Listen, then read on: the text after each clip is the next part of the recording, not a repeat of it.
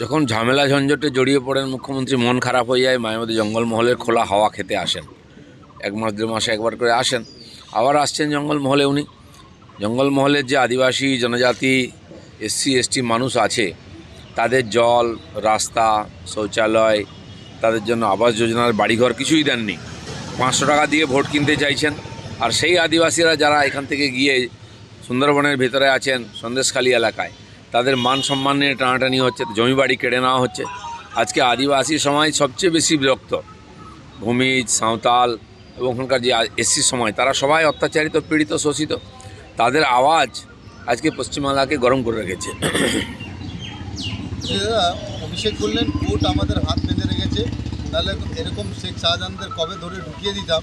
আমরা যদি জ্যোতিপ্রিয় মল্লিক, পার্থ চট্টোপাধ্যায়কে বা অনুব্রতকে গ্রেপ্তার করতে পারি, এই শাহজাহান শেখ কোথাকার? ওনারা কবে অ্যারেস্ট করলেন? ওনারা অ্যারেস্ট করেছিলেন যাদের, তাদেরকে ছেড়ে দিয়েছেন।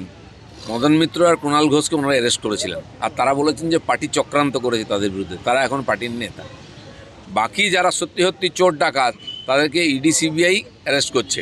আর সহযোগিতা করার কথা বাংলা পুলিশের, তারা তাদের লুকিয়ে রেখেছে। মমতা ব্যানার্জি আঁচলের তলায় বহু শাহজাহানকে লুকিয়ে রেখেছেন।